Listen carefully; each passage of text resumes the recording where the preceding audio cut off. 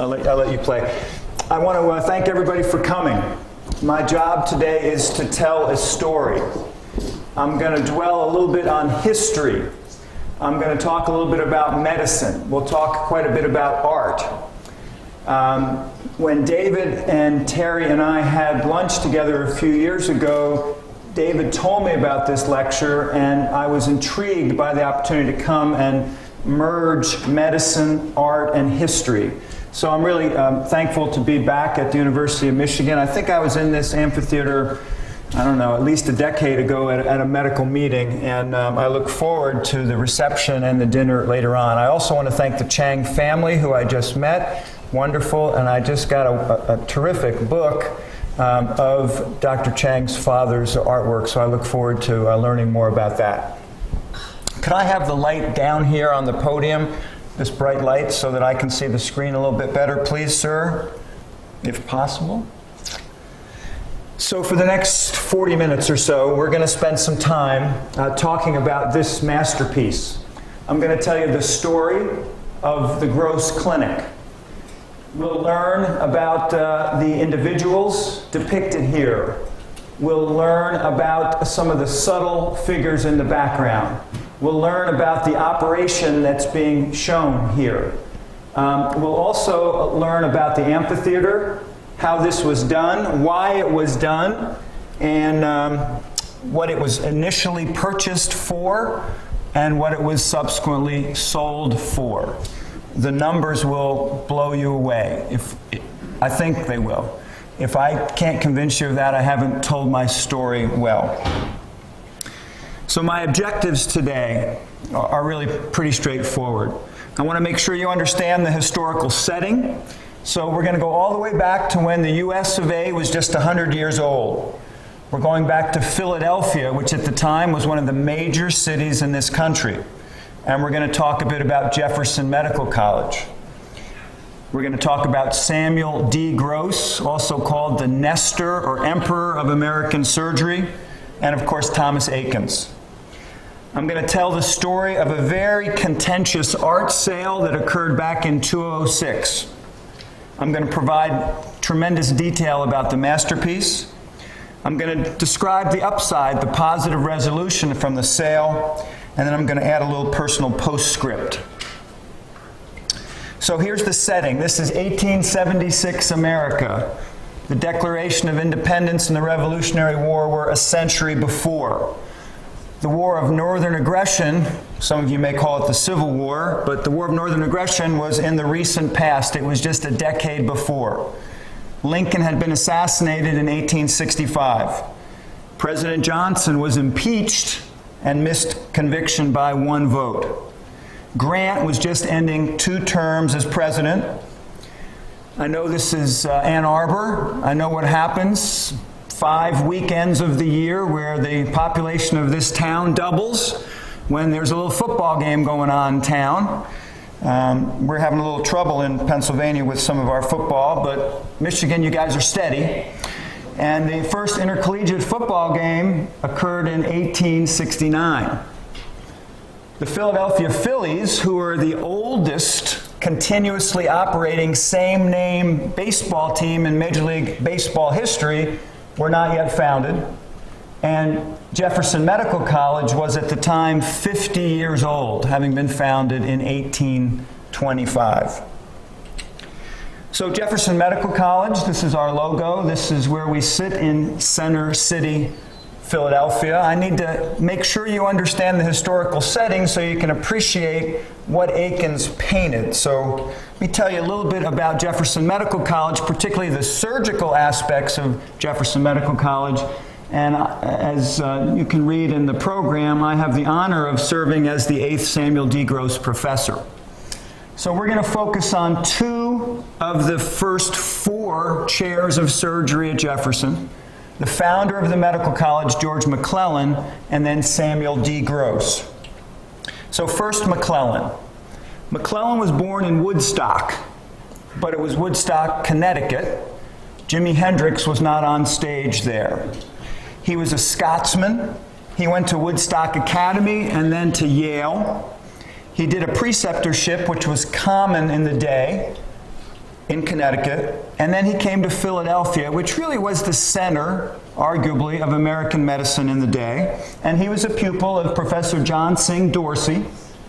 And then he matriculated at the University of Pennsylvania Medical School and graduated in 1819.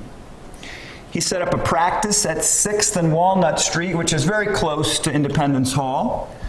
And he decided 6 years after graduating from medical school, imagine this, 6 years after graduating from medical school, he decided to start his own medical school. He petitioned to start a medical department in Philadelphia. He was blocked by the University of Pennsylvania board. He was not allowed to set up classes in Philadelphia. They were jealous and worried. And so he started his Jefferson Medical College in Canonsburg, Pennsylvania, held a few classes there, and then quickly moved the classes to Philadelphia, if you will, doing an end run around the blockage. This is a picture, a daguerreotype, and one of the earliest daguerreotypes of George McClellan. Handsome man, interesting bow tie. This is a sculpture, allegedly of the same person. I think it is. There's definite resemblance there. The nose is probably the most striking resemblance. This is a sculpture about the same time of McClellan. Now, Dr. Gross talked about McClellan because Dr. Gross was inspired to go to Jefferson Medical College by McClellan. He was a flashy character. And Gross said of McClellan, his impulsive disposition often brought him into trouble. A man of genius, quick to perceive and prompt to execute. Probably no man ever handled a scalpel with more dexterity. This was quite important in that day because he operated prior to anesthesia, prior to the ether dome and the first public demonstration of ether in Boston. Dr. McClellan was a great innovator. He had traveled to Europe, and importantly, he spent time in France, where medical education was different than in Scotland. Penn was founded on the Scottish model of medical education. Jefferson was founded on the French model, which included clinical instruction both at the bedside and with real patients, as opposed to just lectures.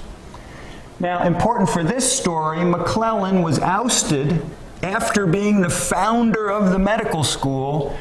He got into a little trouble with the board of trustees, and he was ousted after a dispute with the board in 1839, 14 years after founding the medical school, which at the time, Jefferson was the second medical school in Philadelphia, and Philadelphia was the only city in the U.S. that had 2 medical schools.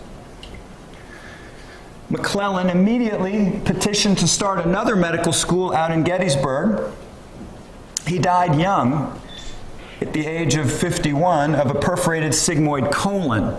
You've probably heard the name McClellan, but perhaps most commonly hear it associated with his son, George Britton McClellan, who was a famous Civil War general.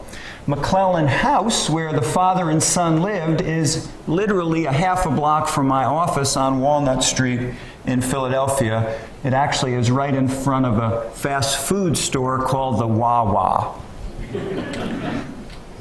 These are pictures of George B. McClellan, the famous Union general, the son of the founder.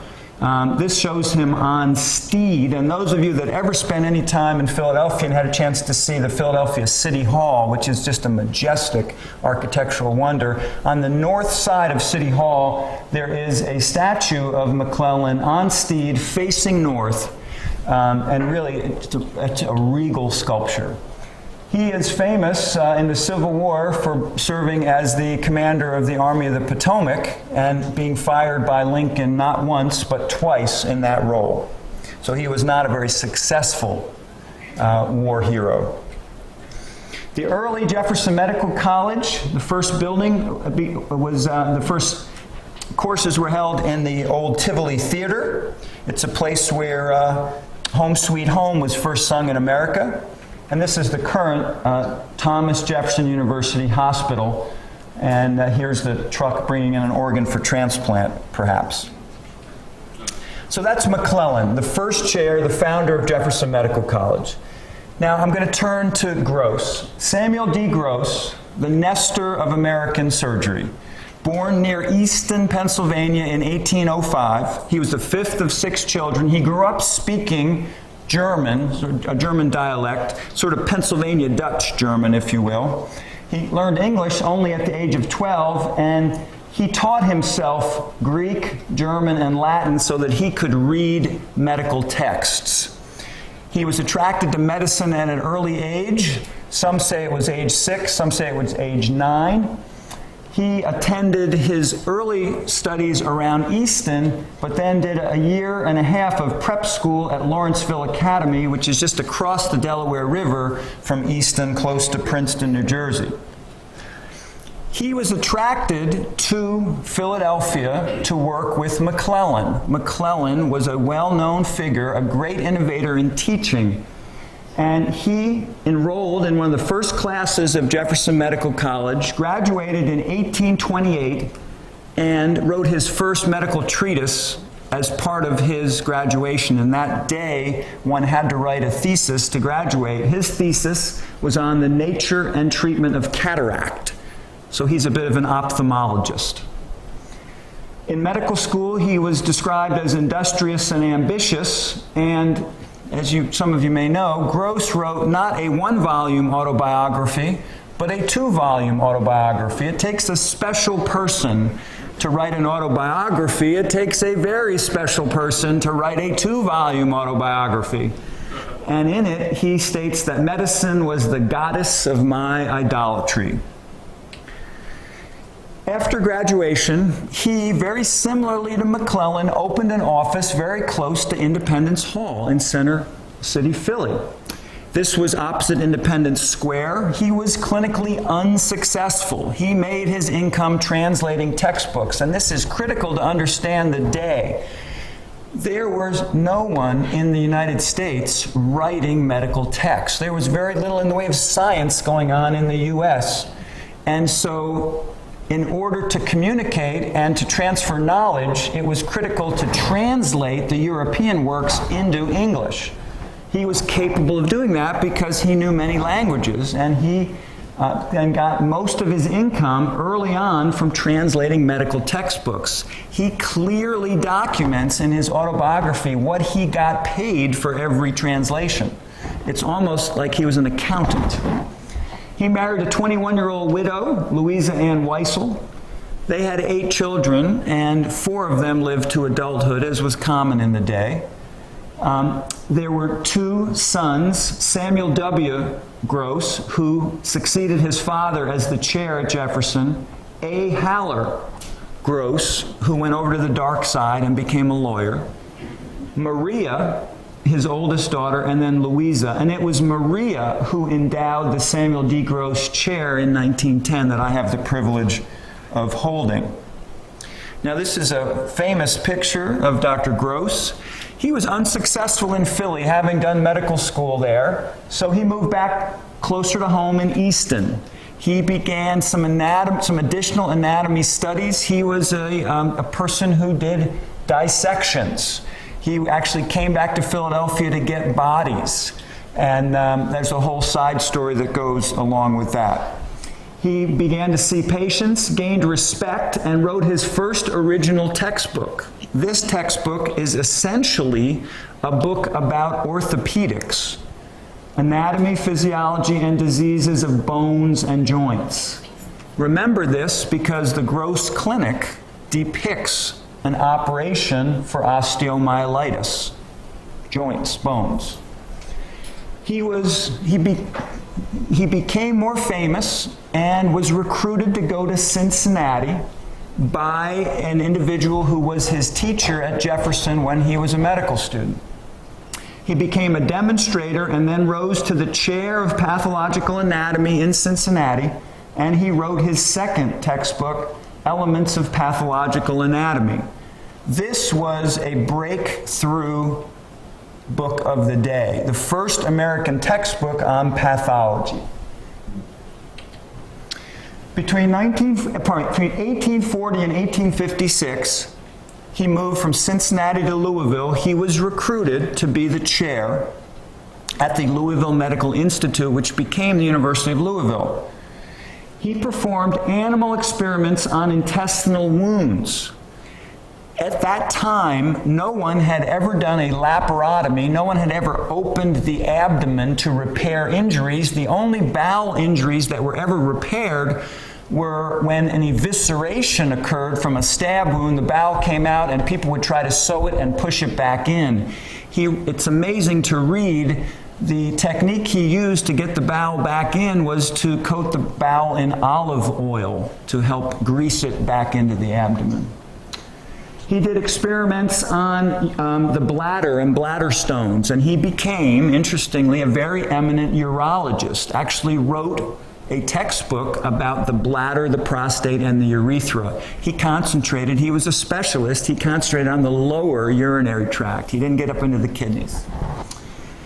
He also studied airway foreign bodies, and this was largely prompted by one of his children who died at the age of 9 of pleurisy, and when her autopsy was done, they found a foreign body in her airway that caused her demise. The years in Louisville were described by Gross in his autobiography as very happy years. He and Louisa were wonderful hosts. They opened their home to many guests, and very prominent physicians from the U.S. but also Europe would travel to the westmost colony, which was Louisville at the time, which was really, if you read the stories in the day, a little bit of a sort of a Wild West town. And they would go all the way to Louisville to visit Dr. Gross, to hear him lecture and watch him operate. In 1856, he was called back to Jefferson to take over the chair and be the 4th chairman of surgery at Jefferson, succeeding Mutter, who was also a great teacher and educator. And he accepted that position and served there until he retired near the end of his life. He was a prolific writer. The most famous surgical textbook of the day was The System of Surgery. He wrote it entirely himself. There were no co-authors. Nobody wrote any chapters for him. He wrote the entire textbook. It went through 6 editions and was translated into many languages. One of the first American textbooks to be translated and sent across the Atlantic to help educate the Europeans. He also wrote, all by himself, at the start of the Civil War, the Manual of Military Surgery. He wrote it in 9 days because there was no textbook regarding trauma and the care of traumatic injuries. These are musket and ball injuries. And this was immediately disseminated to the North, to the Union troops. It was also plagiarized in Richmond. He was not credited with authorship, and it was distributed to the Confederate medics and troops as well. So it was Gross's small manual of military surgery that was used by both the Union and the Confederate forces. He wrote a total of 14 textbooks and, of course, the famous 2-volume autobiography.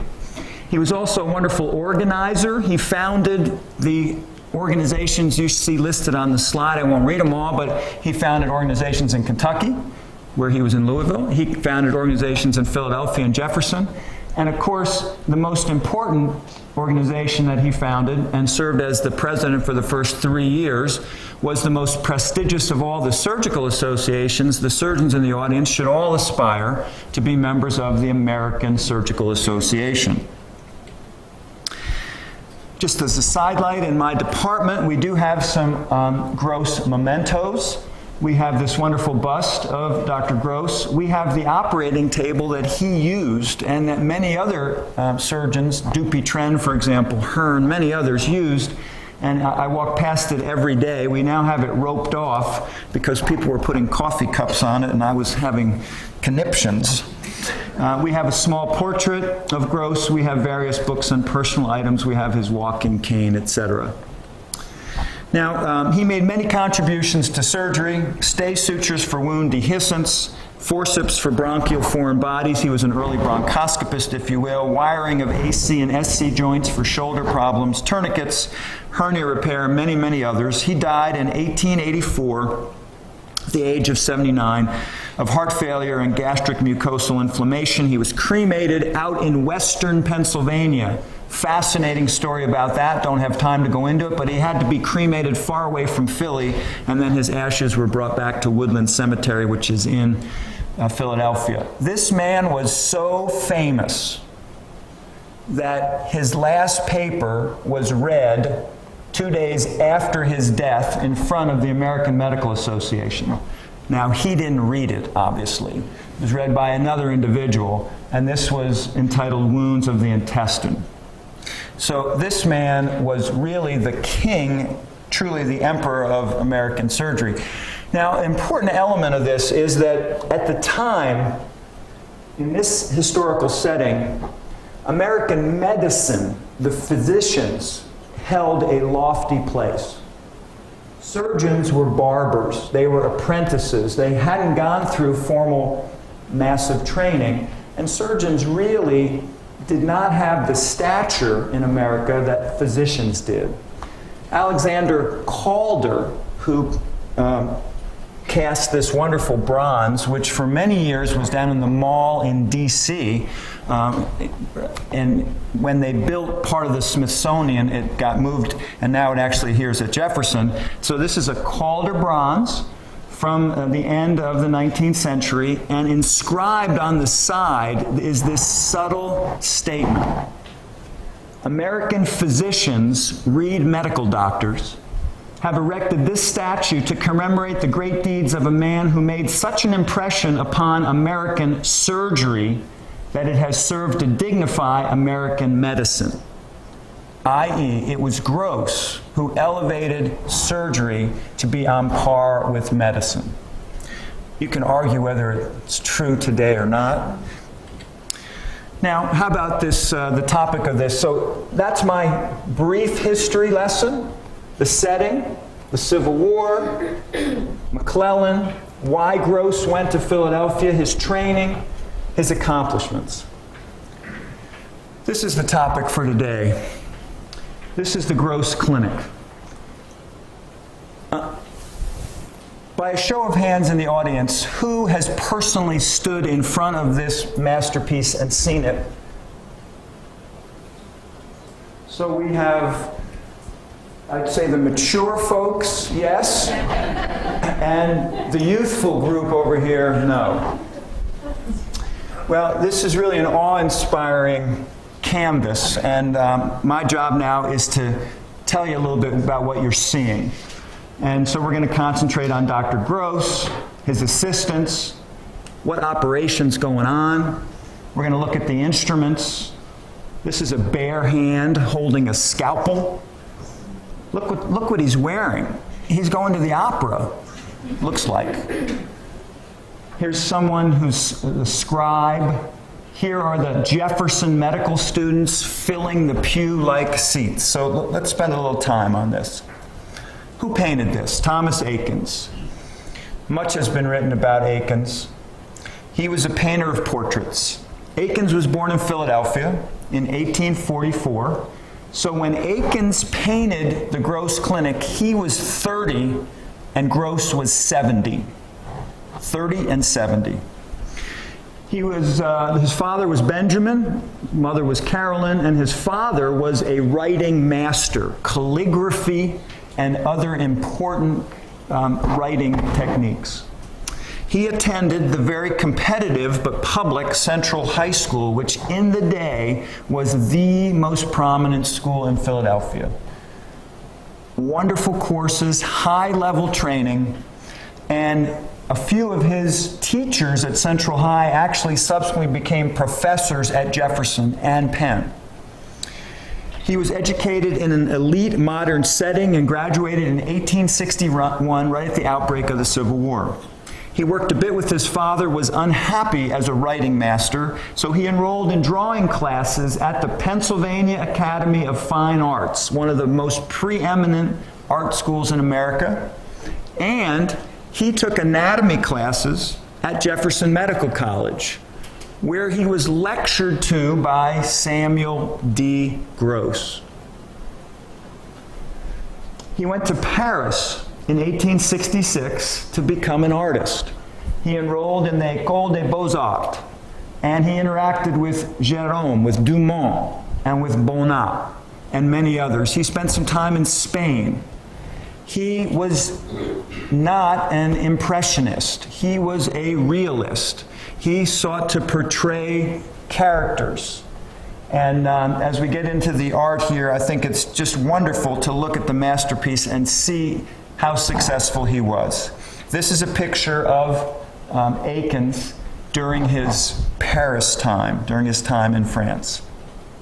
Remember that Jefferson was founded on the premise that the French medical schools were better in training than the Scottish schools at the University of Pennsylvania. After 4 years in Paris, Eakins returns to Philadelphia. It was his home. Now, he's painted many notable works, and I'm sure virtually everyone in the audience has stood in front of some of his most notable works. I've just listed a few of them here. A is Max Schmidt in A Single Skull, which, by the way, Eakins painted himself in that skull. William Rush carving his allegorical figure of the Schuylkill River, very famous. The portrait of Walt Whitman, done near the end of his career. We're going to talk a little bit about the Agnew Clinic, which is the contrast great surgical clinic masterpiece. That was done in 1889. And then the Concert Singer, which majestic, many, many others. Another important aspect about Eakins, and we could do hours on Eakins, is that he really introduced the camera, one of the first people to introduce the camera to the American art studio. He cheated somewhat. He took pictures and then on top of the pictures drew grids and used those grids to be sure that his proportionality was correct. He died on June 25th, 1916.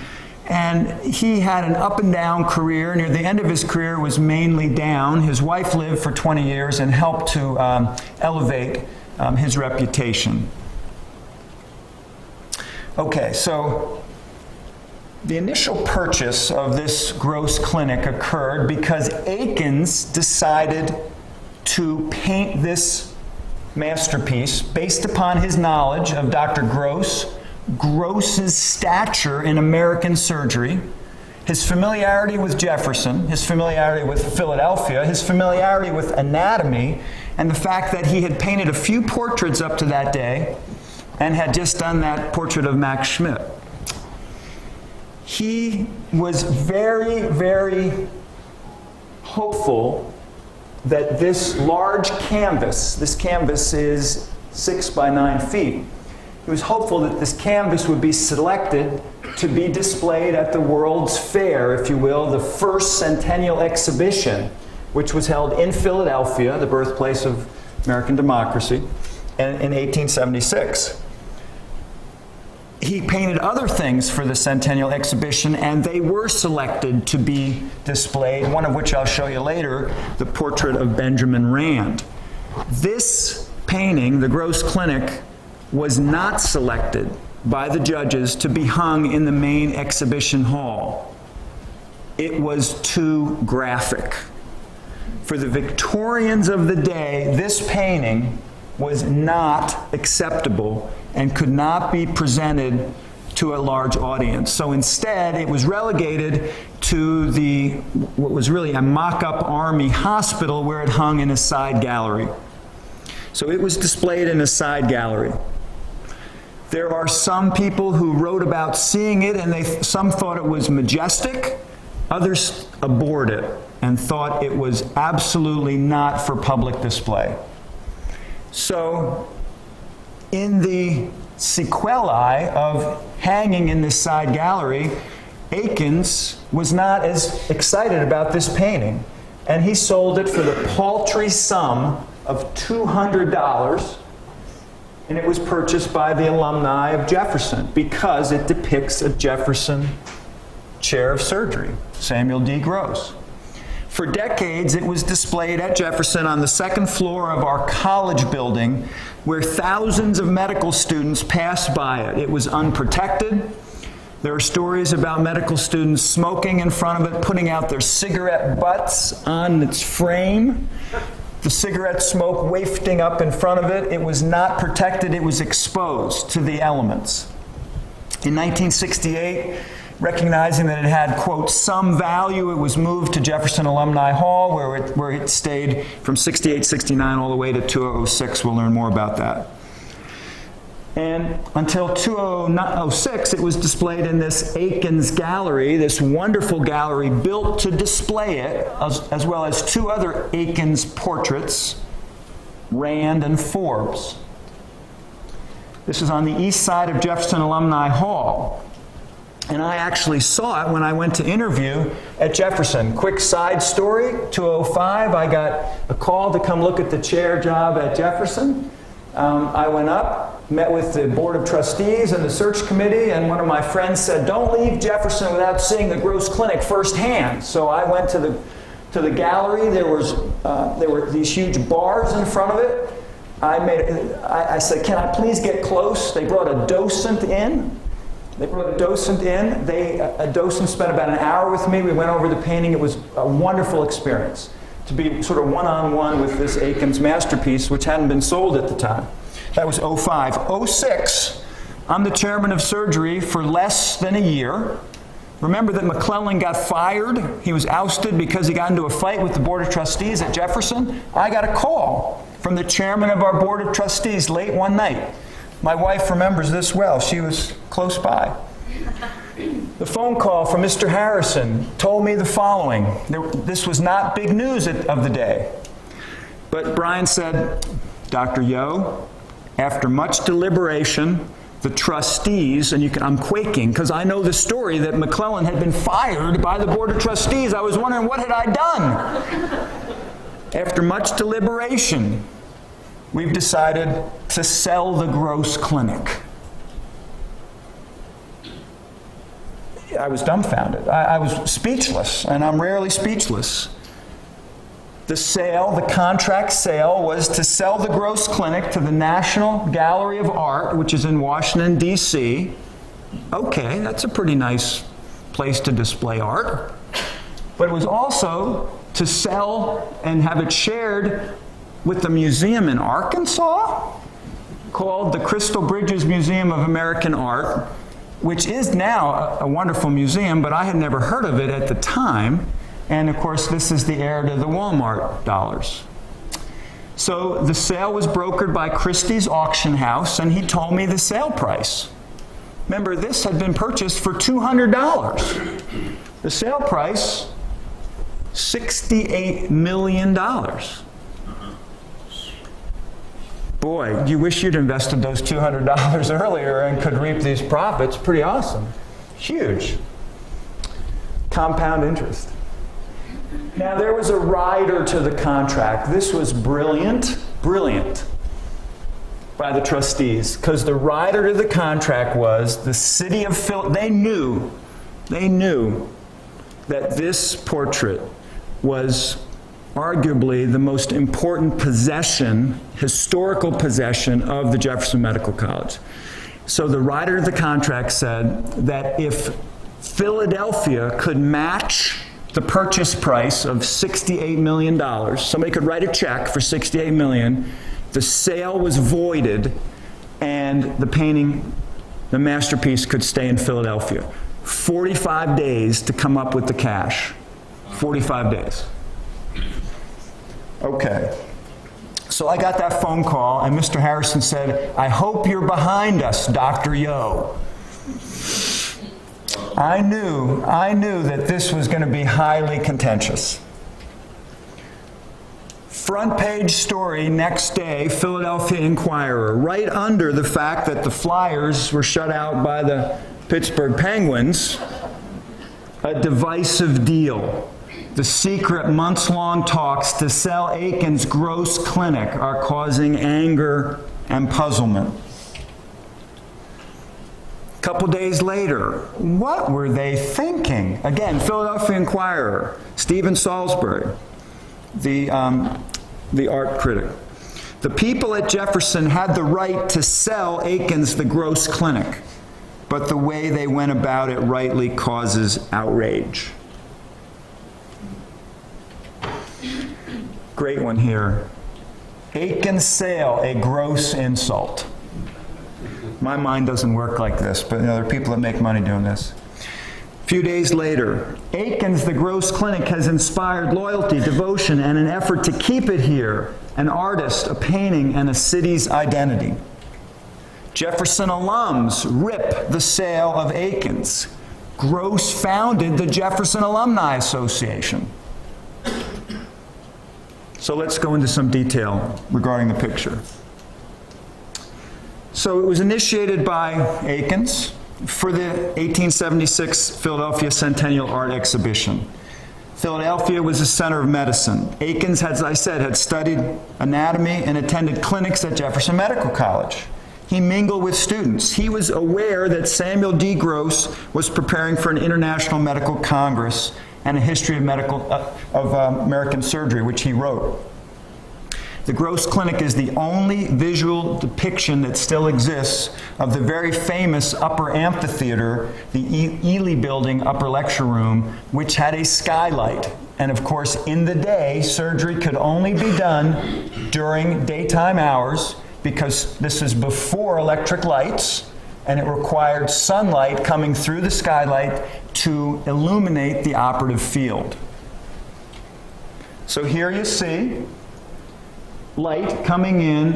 What are the two most prominent things illuminated?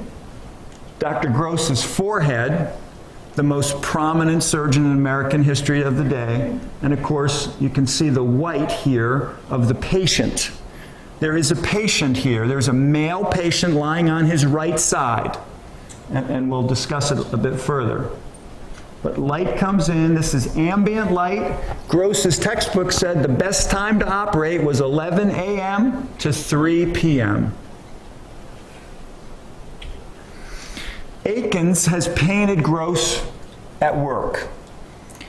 Gross shows supreme confidence in the surgical arena of the day. He was charismatic. He was eloquent. He knew multiple languages. His writing is beautiful. It's mellifluous.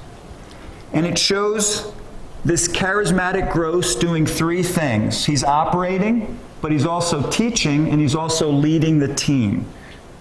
There are three generations of medical experience shown here. There's Gross, who's 70. There's his assistants, who are in their 40s. And then there's the apprentice-like young students filling the pew-like seats. Gross stands in the surgical amphitheater. He's the only erect participant. And the team, the patient, and the patient's cringing mother are also depicted. So, here's Gross standing. He's wearing a tuxedo, if you will. The surgeons of the day would wear the same tuxedo day after day. They would take it off, and most of these would literally be able to stand on their own because they were filled with pus and blood. Matter of fact, it was a mark of the heroism of the surgeon if, when they took off their operating jacket, it could stand on its own. This is the cringing mother. This is a woman, and the only woman shown in the entire masterpiece. She's averting her eyes. Why might she be averting her eyes? There's no YouTube back then. She had not a clue what she was seeing. And what she is seeing is her son, who is having chloroform anesthesia administered by Dr. Hearn here. Dr. Apple is a new graduate of Jefferson Medical College. He's retracting. This individual is also retracting, and the lead surgeon next to Gross is operating. What are they doing? They're removing a sequestrum, which is a piece of bone that became necrotic in an individual who had sustained a femur, the long bone of the leg injury. This was to avoid amputation, which was the standard operation of the day. So Gross is trying to save the limb of this individual with osteomyelitis of the left femur. Seated to the left and behind Gross is the clinic clerk, Dr. Franklin West. We don't know much about what happened to Dr. West, but he's recording the events. The student observers are in the pew-like seats. Eakins paints himself, just like he did in the skull portrait, he paints himself into the masterpiece. I'll show that to you. The surgical instruments are in the foreground. This adolescent male patient, as I described, he's lying on his right side, he's anesthetized, his hips and knees are bent, his left thigh is exposed, his feet are clad in thick gray socks. Those of you that remember Pete Maravich used to wear those gray socks, same sort of gray socks. And the disease is osteomyelitis. He's removing a sequestrum. Gross was a painter of portraits, so the individuals in this masterpiece are all known. Doctors Briggs, Hearn, Barton, and Apple. And in the tunnel stands his son, Samuel W. Gross. This is his son who succeeded Dr. Gross. And this is Thomas Eakins, who painted himself into the masterpiece. This is Barton, who is the master surgeon working. He's also depicted as the one with the best looking sideburns. And this is a close-up. Apple, Barton, Hearn, Briggs, and then Gross. They're all wearing tuxedos. They're barehanded. The red you see is blood. The red on Gross's hands, bare hand, scalpel, is blood. Pasteur had described bacteria. Lister and Listerian antisepsis was coming, but Gross did not practice Listerian antisepsis. So the painting is prevalently dark in tone, with the light coming in showing the operative site and Gross. The figures, as I say, are dressed in, quote, everyday clothes as per the custom of the day. There's no scrubs, there's no masks, there's no gloves. The viewer's attention is drawn to Gross's high domed forehead, bathed in sun, coming through the skylight. Gross, the only erect participant. He's clearly the master of this masterpiece. He has bare, bloody right hand. He's a participant as well as an explicator. There's fresh blood oozing from the patient's wound. There's blood on the table linens. Can you see now why the Victorian judges of the day didn't want this exhibited at the World's Fair? This is way out there. This is crazy to show a painting like this in 1876 in America. And as I mentioned, there's no effort being made at Listerian antisepsis. Close-up of Gross's hand, bloodied, gloveless. The sole non-medical participant is the mother. She had not a clue what she was getting into. She shouldn't be there. She smells chloroform. She hears these instruments pounding. Her son is, I'm sure, writhing. It is not at all an experience she's ever imagined. So of course she turns away, she covers her eyes. Her hands are tensely clenched. She's being ignored by everyone. There's no mention, there's nobody paying any attention to her. Yet she's linked in the masterpiece. So the drama is heightened. I mean, this is a work of amazing art. If you see this up close, you'll see the detail that went into the master painter's brushstrokes. You'll see how he uses the texture and the different colors. You can see the muscular tension of the participants. The audience is engaged. This is a scene that had not been witnessed by people outside America, outside of medicine.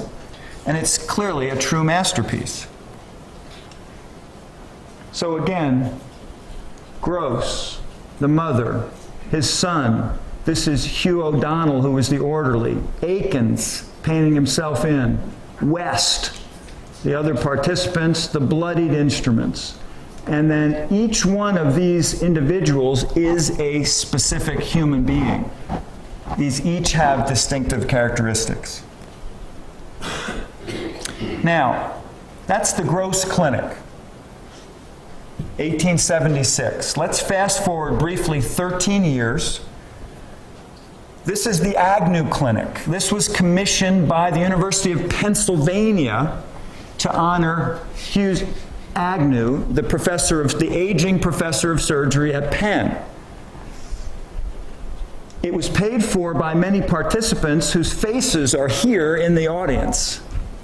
This is a very different painting, just 13 years later, but Listerian antisepsis has now appeared. The participants are wearing gowns and gloves.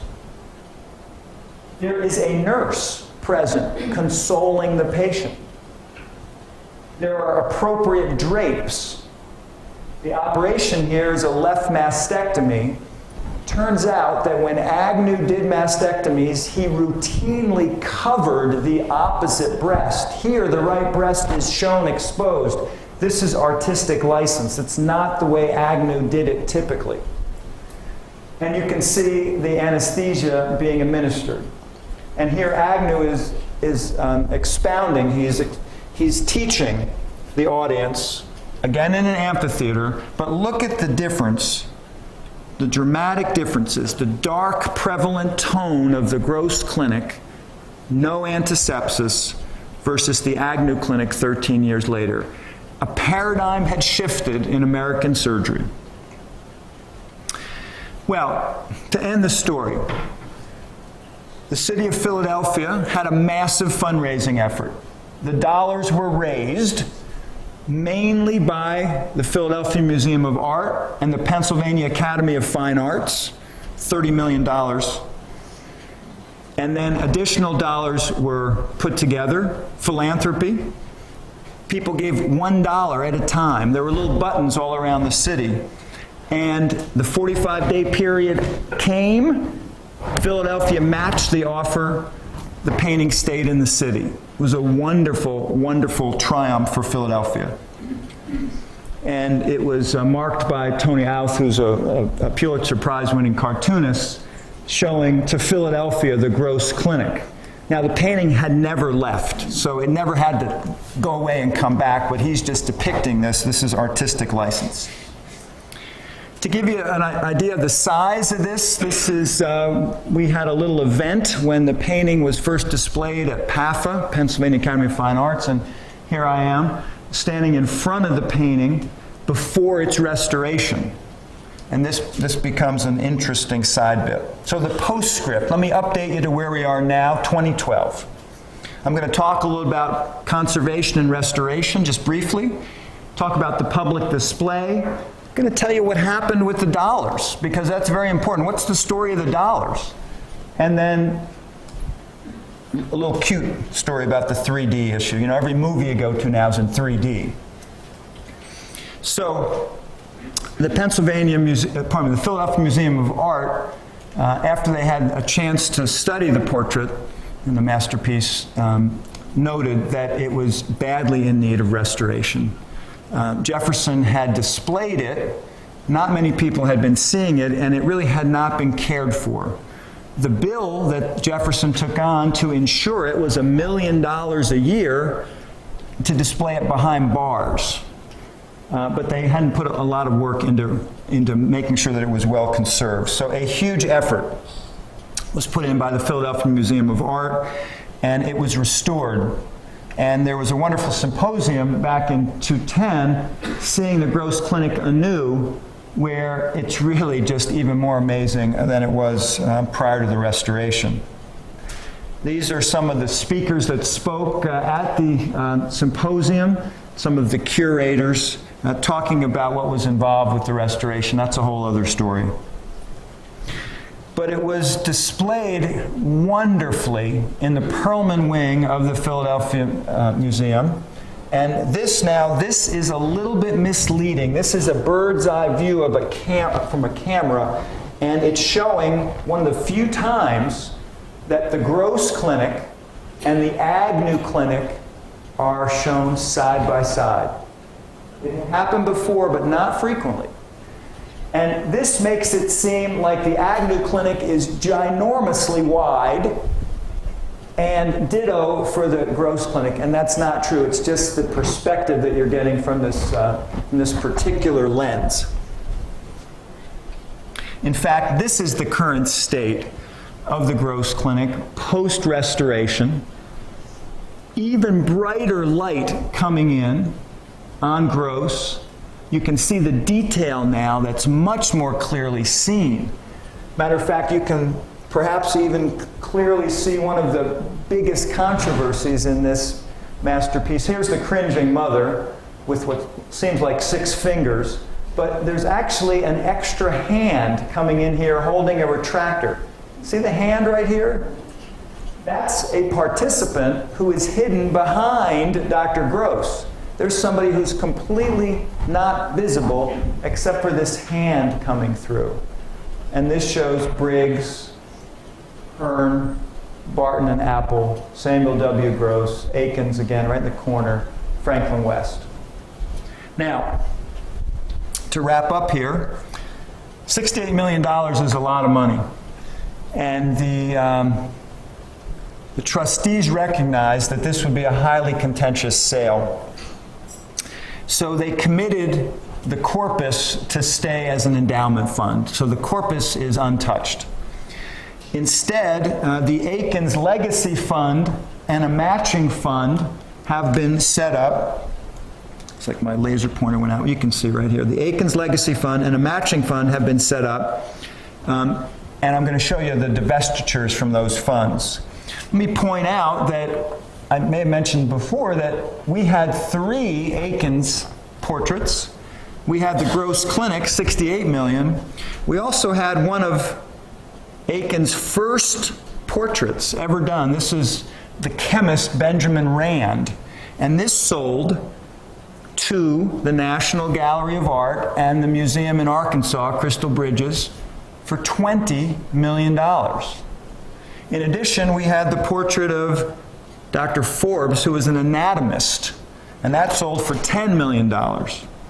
So total, $98 million generated from the sale of 3 paintings by Jefferson. The latter 2, the revenue was placed in short-term investments. But for the Eakins Legacy Fund, you can see what has been generated. 3 new endowed professorships, 38 scholarships for the medical college, the School of Health Professions, MD, PhD programs, a net total from the Eakins Legacy Fund of $8 million as of last year, spun off of the $68 million. The corpus has not been touched.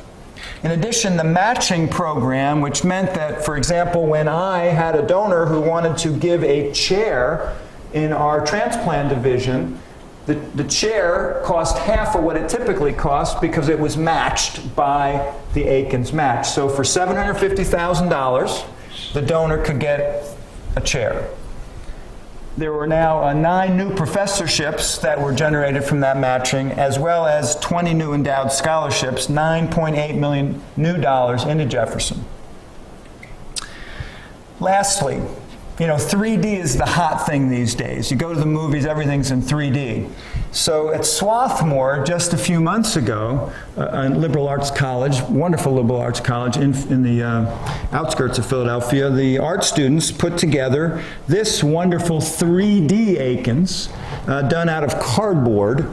And there was a wonderful article here about it in the Philadelphia Inquirer. The Gross Clinic in Surreal 3D. So, I've come to the end. I hope that I've led you down a story. Art tells a story. I've tried to tell the story of the founding of Jefferson Medical College in 1825 by McClellan, a surgeon who got fired by the Board of Trustees. I told you the story of this canvas that was so graphic it was hidden in a side gallery, not displayed prominently at the World's Fair. It was purchased for $200, was sold for $68 million, all in the space of 187 years. I'd like to thank Dr. Bloom for the opportunity to come to Ann Arbor. It's great that we had the opportunity to come on one of the days of the art fair. My wife and I had a chance to walk around and really enjoyed it. Terry and I are very grateful for the opportunity to visit. Thanks for letting me tell my story. Thank you for understanding a little bit about how I may have felt when the Board of Trustees called me and told me they were going to sell the Gross Clinic.